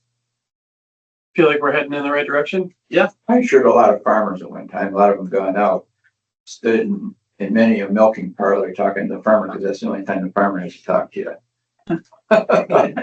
And the cost per hundredweight of milk is about the same as it was 15, 20 years ago. It really is. It hasn't kept pace with inflation. They couldn't unionize because they got in debt, and the debt was paid out of the milk check. So if the milk wasn't delivered, and then repo comes and takes their stuff, right? So they couldn't afford to picket, strike, essentially, for higher pricing. And the middle then took advantage of that. Sad but true. And a lot of farmers weren't planning for continuation. Their properties were appraised for development, and the land trust came in, and that's ag, so that changed that factor for them and gave them some cash so the family farm could be continued. Otherwise, they were dying. They had this big bill to pay within 9 months to the IRS, and they didn't have it. So then everything got sliced up and sold. So what does this mean for today? Today, what we're looking at is a change. The big dairy, you have to be big to survive, and that's maybe marginal. Mm-hmm. And so we're looking at, go to your farmer's market. You have a lot of entrepreneurs there in the organic space or other who are need support. We have immigrants who have farming skills. So we're potentially looking at micro farming, where existing lots that are being growing up, etc., could be utilized for food. And they would typically not live on site because that changes the scenario, but they could be living in your village centers in this other visualization for housing, and have the transportation to their farming location. And then you have to have the going to market. In the Rutland, the great thing about this railroad going from Burlington all the way down through, I was part of the meeting there and I mentioned it and they were excited about it. I don't know why nobody thought about it, is that's a direct pipeline that used to exist and was used to take dairy and farm goods and other goods to the bigger markets. And the train goes down every day. And so that can be utilized to reduce the cost of some of these organic farmers. I know one that's driving to New York City to sell the restaurants there. And I know some other ones that are doing this. So if you can build freight train cars to accept pods like they go into airplanes, where at the farms they load up the pods and it's barcoded to go to a certain location, gets put on the train, then ends up FedEx or somebody went at the location down there outside the city or in the city or wherever, can pick it up and take it off, and then within a day it's there. Yep. Okay, so that component has to be nailed down. So you got the farm, the housing, and the ability to sell into a market that's waiting for this branded Vermont organic food Right. to arrive there. So a little bit more diversity in sending those products out. I just want to give folks a chance, especially around policy 1, because that's a pretty weighty statement. And I want to make sure, how do you guys feel about that? I don't know how it works with everything else we just talked about. In terms of balancing the housing, the development, the Yeah. business, all Right. those things? Yep. Okay. And energy. And energy. Right. Yeah. Right. But I mean, what is farming? So and it sounds like a stupid question, but like when, one of the folks that was running maybe 10 years ago up at, the ski resort, he said, I'm a farmer. I farm snow. No, because they move it around. Well, I think that definition No, but I is mean, like, so changing yeah, a lot. but like, so solar farm can be considered farming. But specifically, like, you know, preserving our farmland, our open pastures, is that something that's, you know, we heard significant value in our outreach. Do you guys agree with that? That it's tied with sort of Nick's chapter on those scenic resources and that cultural heritage as well? But I'm gonna get back to like, so with the way the weather is turning these days here and loss of crops from heat, loss of crops from, I mean, farming could be indoors in the next 15 to 20 years. So Hydroponic. So farmland could be inside some factory that's hydroponic. So it could look quite a bit. So it could, like, so that's all, I keep on coming back to, what is the definition of what we're really saying? You said you worked for USCRI. Do you see a strong No, I don't connection? work for them. Oh, sorry. Bridge to Rutland. Bridge to Rutland. Oh, even better. Great. Separate. Yeah. Do you have any thoughts on this? And No, sort of- no, I like the idea with the immigrants because they do have that background of some of them, and maybe they'd be interested in that. I thought with the farmland, I used to live on a farm in Wallingford, and Mhm. interestingly, it's a tree farm, so it's a little different. But we had a lot of pasture land that was cleared by a local farmer who had a dairy, and so he took the hay off the land, and it was sort of, you keep the land open, you get the hay. You know, we didn't, it was an exchange sort of thing, which is great, except now they don't have any cows, and they don't want to cut the grass because they don't need it. So I guess what I'm thinking of is, okay, you look at this picture of a farm, it's great, but what is it doing? Is it just there to look nice? I mean, or some of it has to be used for development. I mean, it just has to be. And frankly, I don't think we want to, I love, you know, the renewable energy, but I don't think we want fields and fields of those, whatever you call Solar panels. solar panels, Yeah. thank you. Okay. Do you have any thoughts? I think the first one is lovely and aspirational, but I know farmers who are ready to cash in, feels for them. Just from an economic standpoint, I want to preserve it. I want, is there an incentive for them not to self-develop? Right. Is there something we can do to compensate for that urge? So they don't have to be martyred. Well, Frank, let's hold on to that for a minute because the next chapter is a perfect dovetail with working lands and some of these same themes we might be able to sort of talk about with the natural environment and preservation. It covers a lot of territory though. So the goals here are to maintain and improve quality of natural resources and provide for wise and efficient use of natural and earth resources. So to set that up, retaining the rural character of our region is extremely important to our residents. In our survey for the regional plan in 2026, preserving our natural landscape and rural character was the second highest community priority after attracting new business and employment. At the core of our natural landscape and rural character are our extraordinary natural resources, which are also key to our economic, ecological, and physical well-being. Respondents to our survey also indicated that bodies of water are the most cherished of our natural resources, followed by forests and mountains. And the number one greatest strength and asset of the region was our natural resources.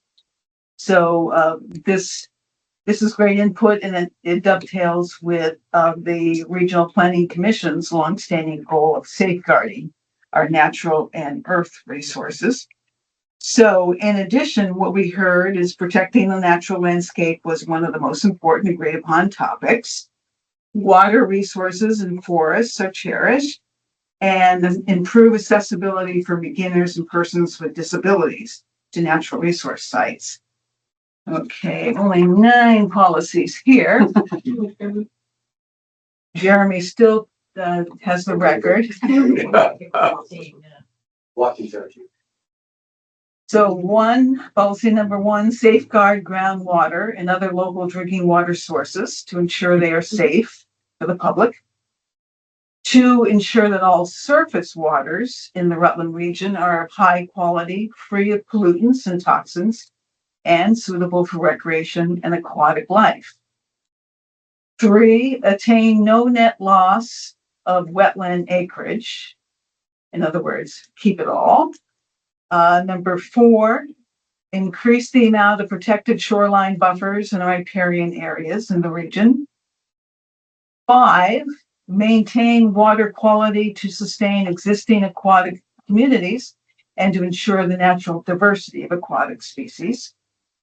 Wide-ranging area here, natural resources. Policy 6, create a regional approach to maintaining and restoring the health of forest blocks, forest fragmentation, wildlife corridors, habitats, and biodiversity, and for conserving land in alignment with the Vermont Conservation Plan that you may have heard about, which will protect, conserve 30% of the state by 2030 and 50% by 2050.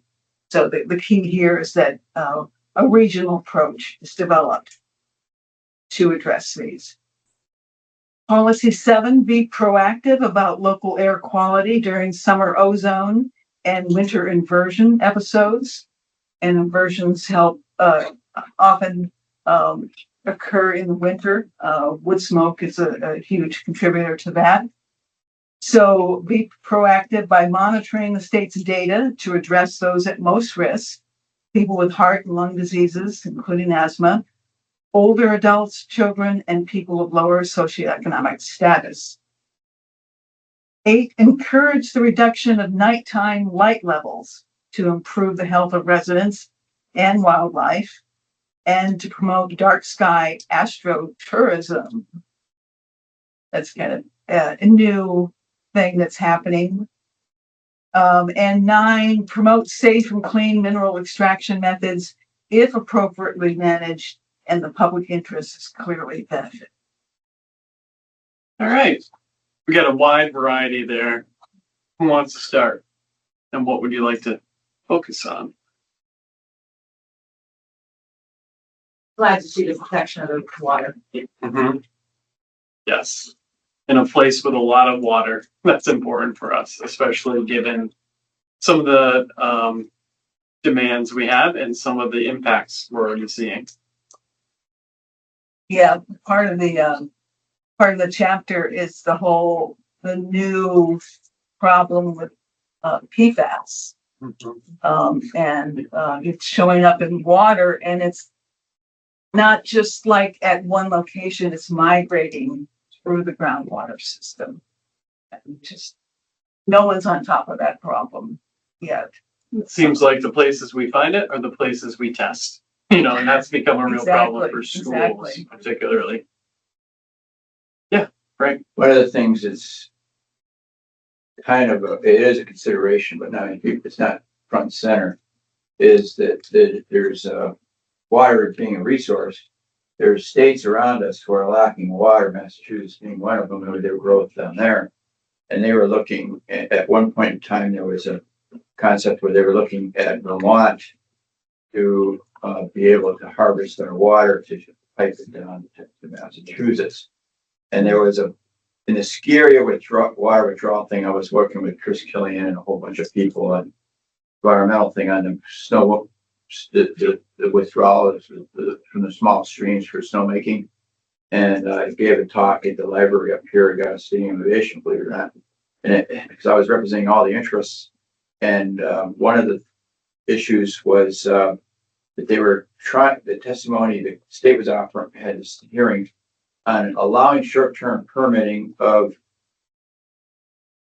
allowing people to utilize water without being subject to the public trust doctrine that was applying there. Okay, to give them a free pass.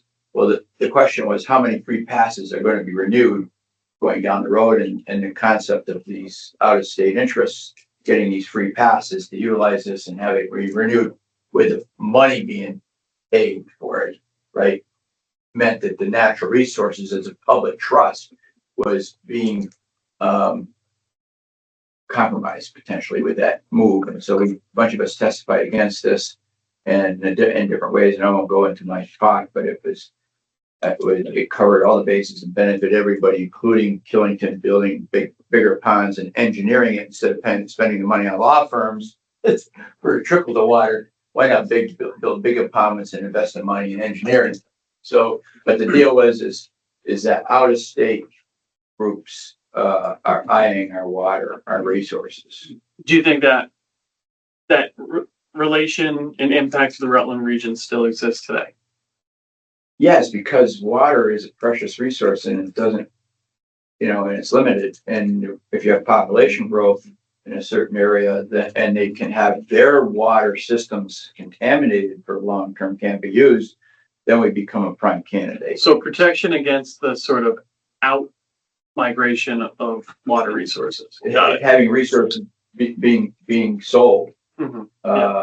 when it's actually public trust or benefit of everybody in Vermont. And it's more than public trust. I mean, I think the reason there's so many things in this chapter is that they are all related. That's right. So that, you start messing around with the water, you start messing around with biodiversity, you mess around with that, and you mess around with our scenic resources, and et cetera, and agriculture and all that sort of stuff. So yeah, there's definitely Out west is a horrific story after story of mismanagement there relative to economic interests overruling public trust. And I think if we can support the public trust concept that is from the purity of it, we're better off in the long run. Anyone else have thoughts on this chapter, ranging from They could buy all the PFAS where they want. yeah. I wish it worked that way. You're on top of the problem now, right? As far as I put $150,000 water system in my commercial building, and I know the neighbor put $250,000 water system in, and his neighbor put in a $500,000 water system. We're working on a water which is from a glacier form, whatever, to get off of it.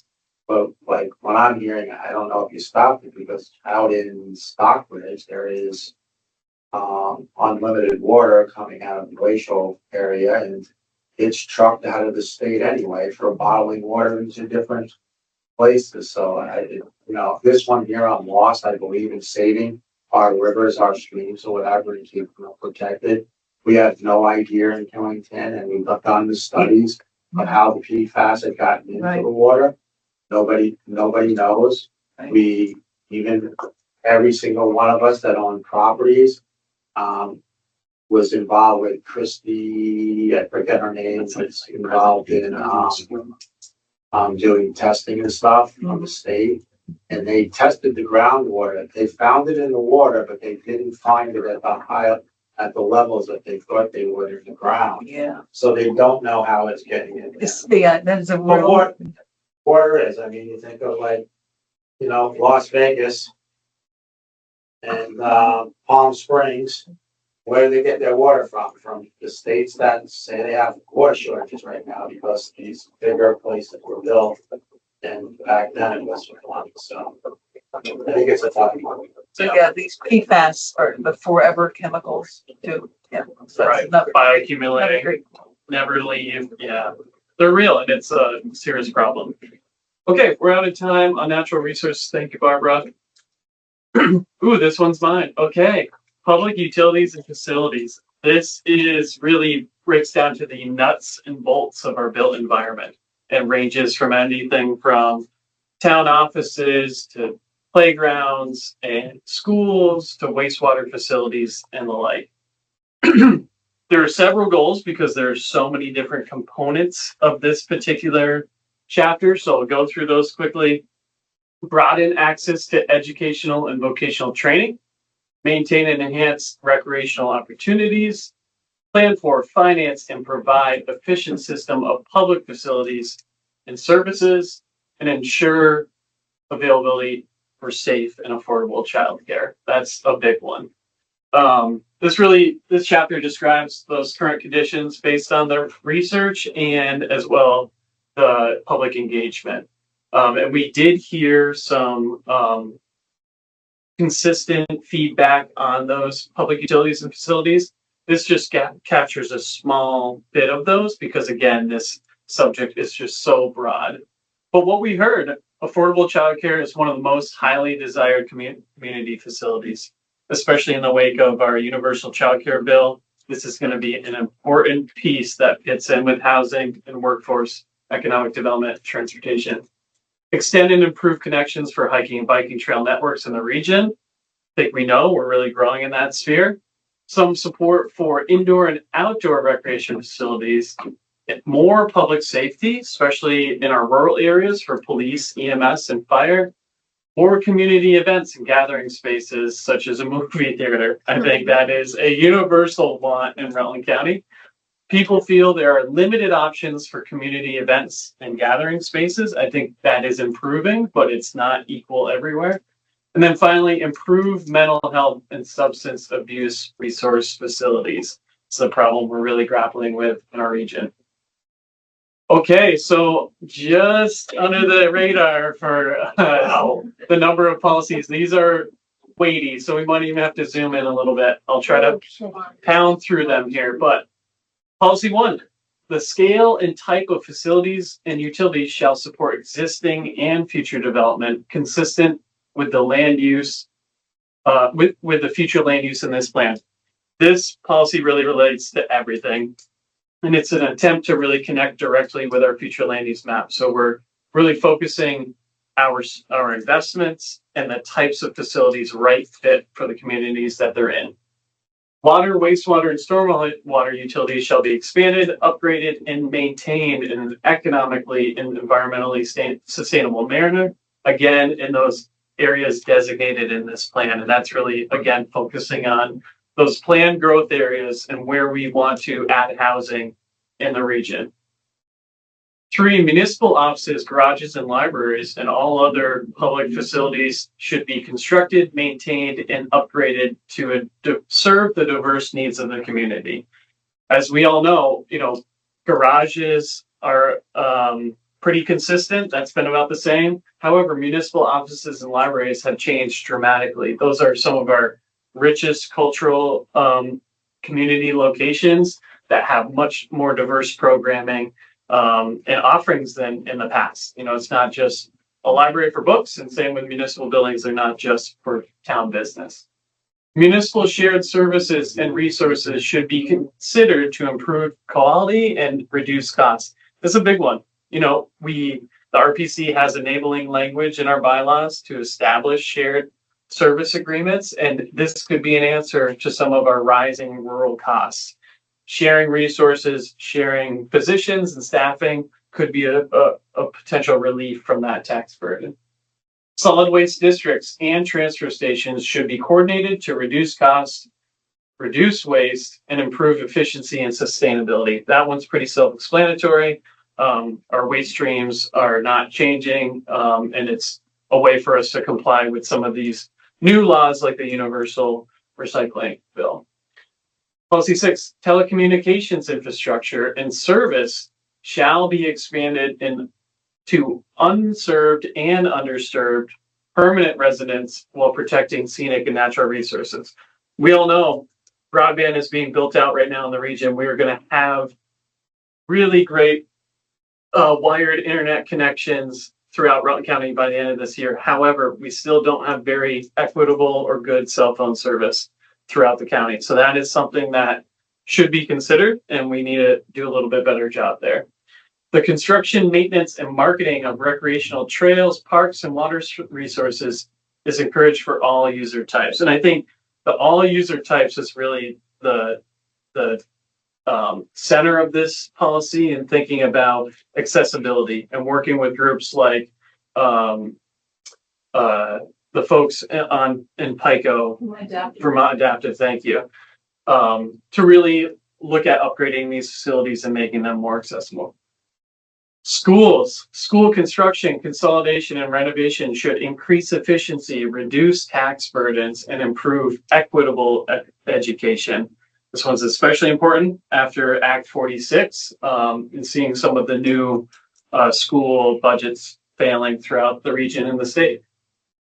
Along those education lines, workforce programming and capacity shall be expanded in critical sectors like education, healthcare, and the trades, but certainly not limited to those.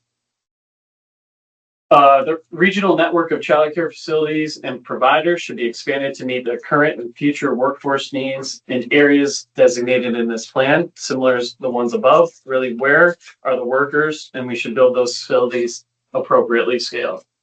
Lastly, access to healthcare, mental health, and recovery should be centered on advancing health equity in the region.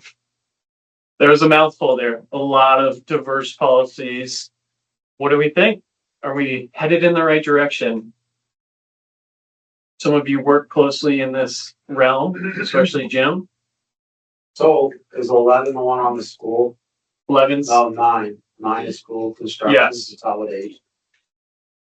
My little joke on this here is I moved into Killington in 1997.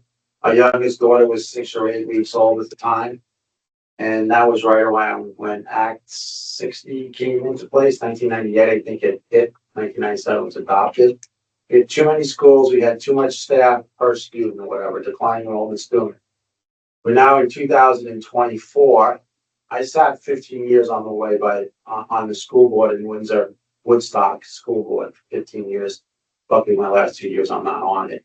But we still have the same amount of schools. We have less students and we have more staff. Okay. Government is saying that they have to think ahead. My daughter's 27 years old now. Okay. She was 6 or 8 weeks old when this thing first started. And now we're going to cure it in a year or two. I mean, hopefully the way that the state is going, that they want to go into hub schools for middle schools and high schools.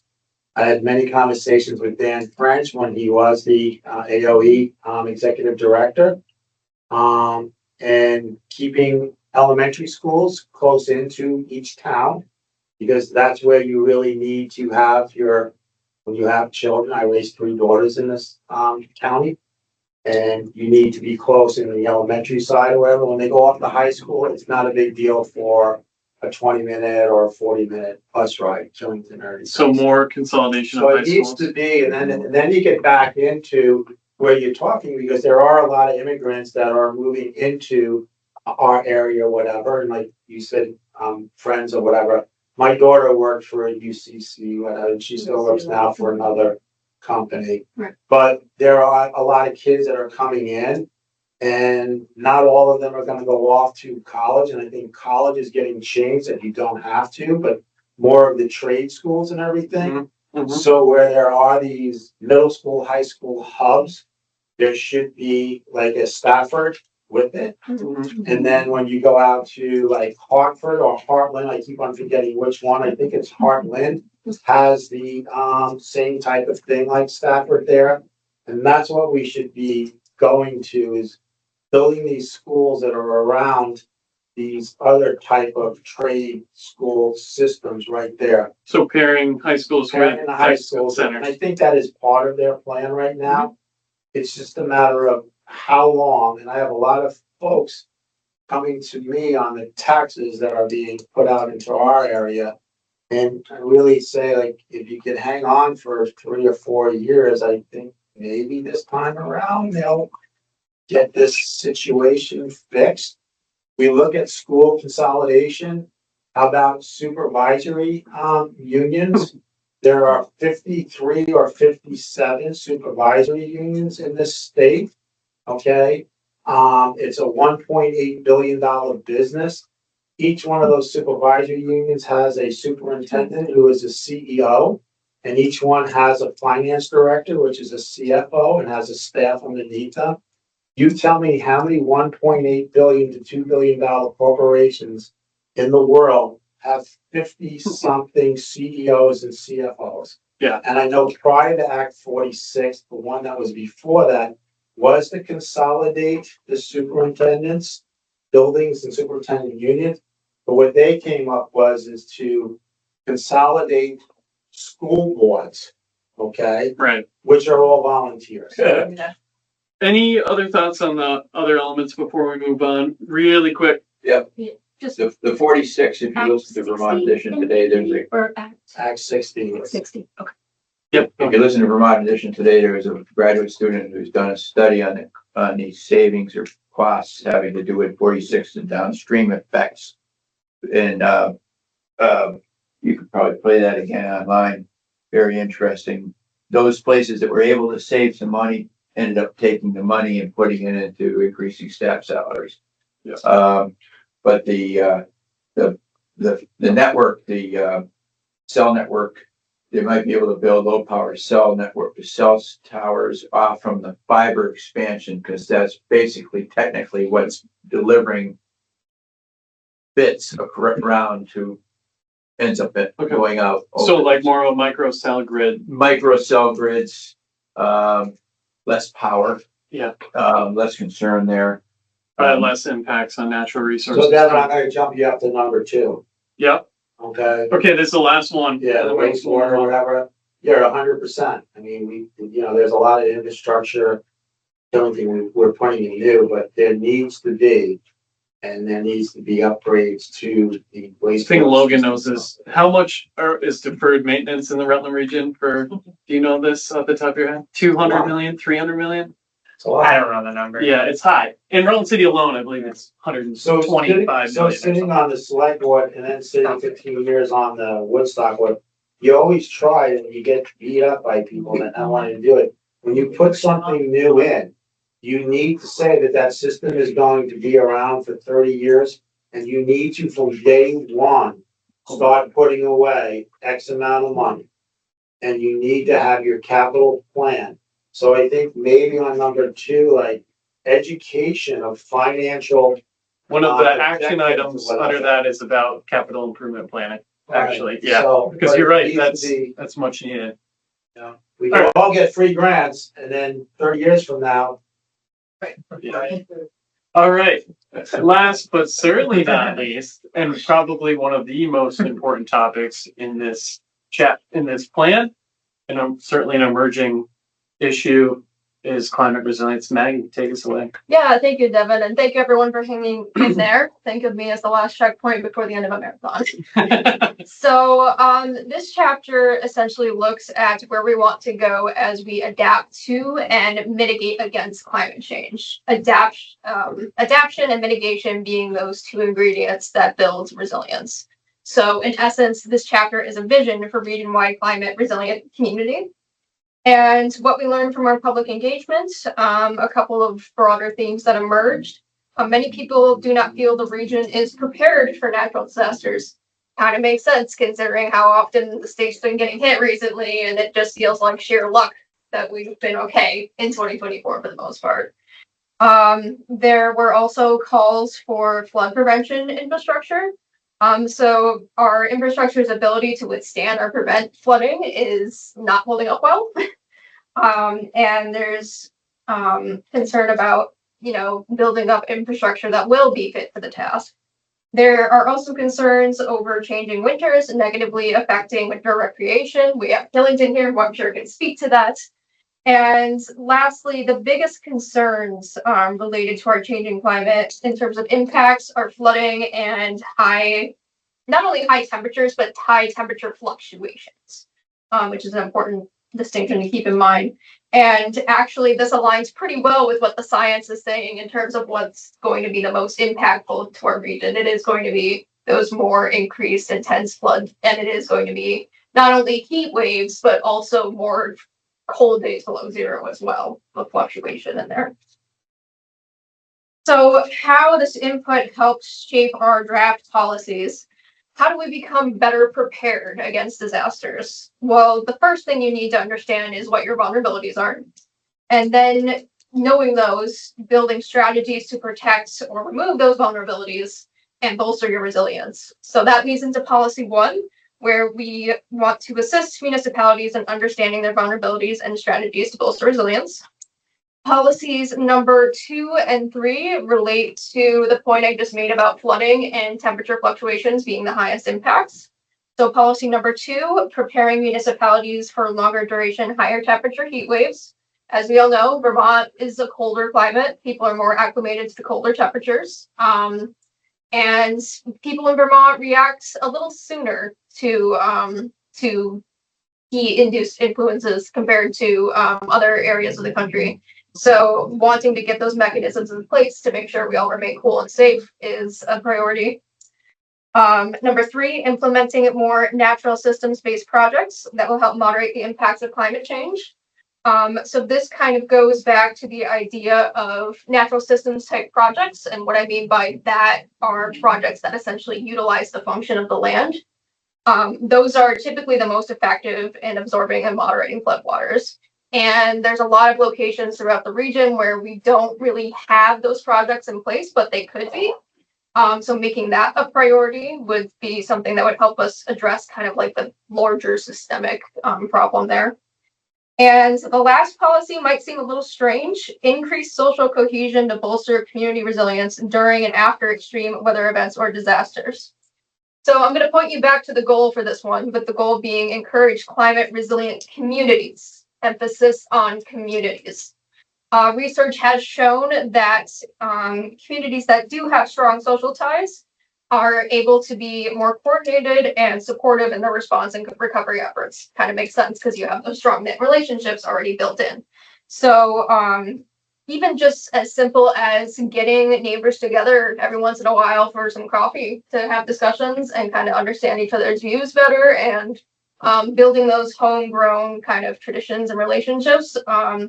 It'll be easier for the community to come together when something happens. I'm sure that we can speak to that based off of Irene and the flooding that happened last year and everything else. So, but yeah, that's the essence of the climate resilience chapter.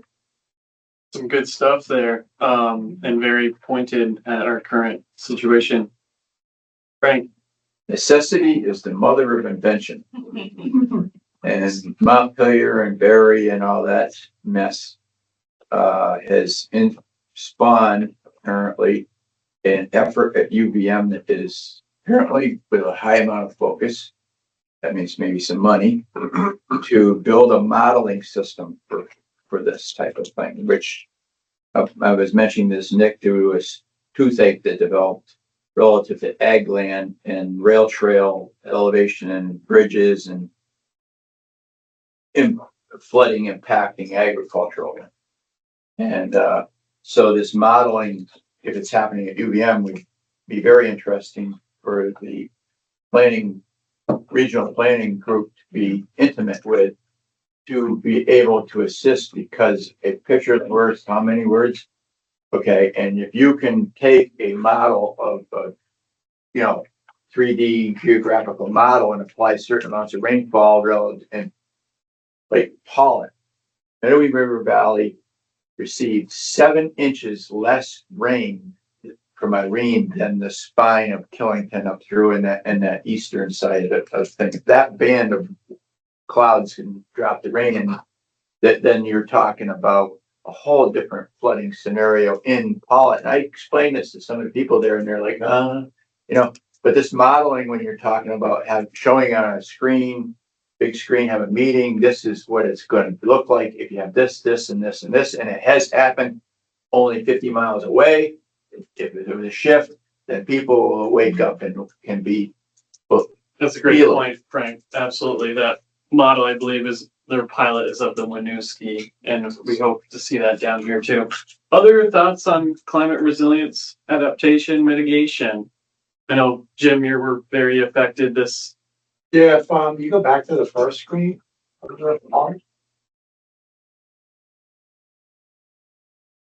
So many people do not feel the region is prepared for natural disasters. That's 100% correct. and that is one of the reasons why we're having like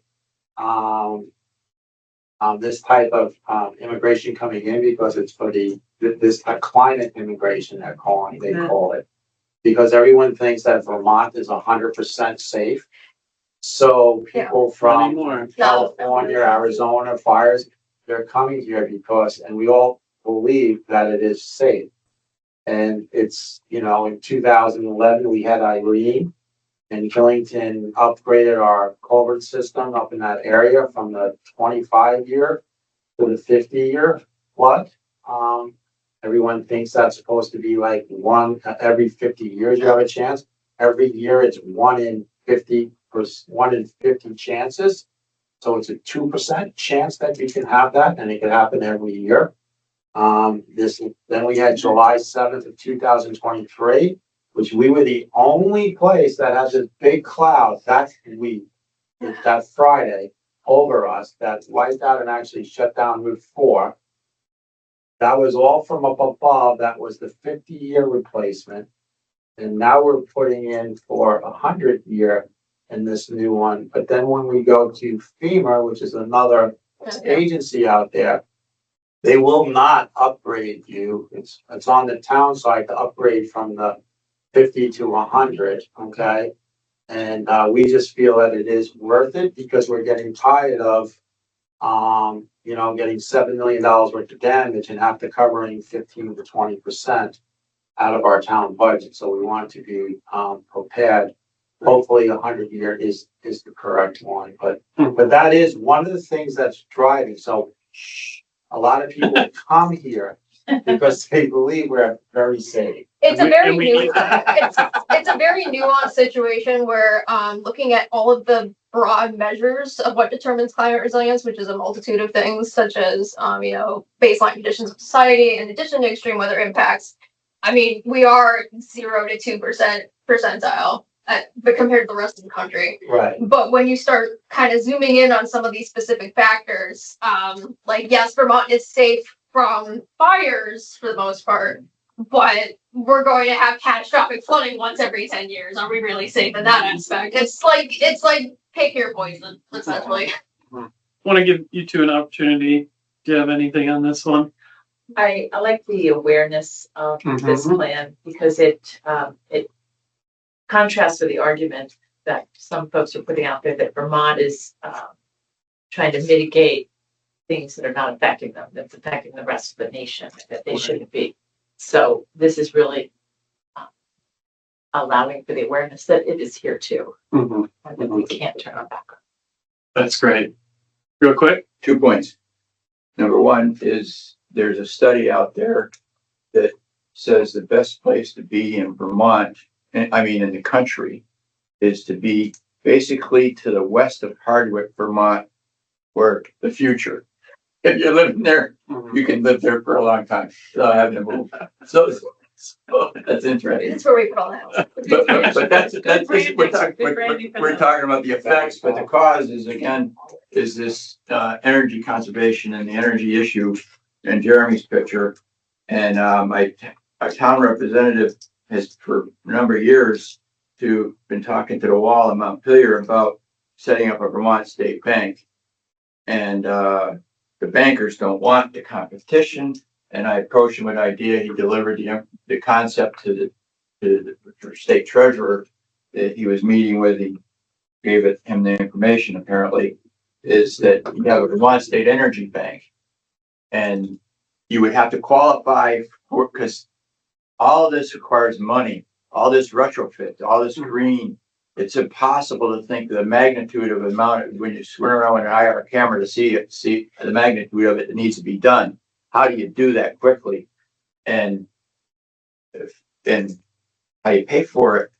I said, well, what about a Vermont Energy Bank? And forget about the commercial loans, so you're not competing with the banking system, but you have the energy bank, and you fund it through grants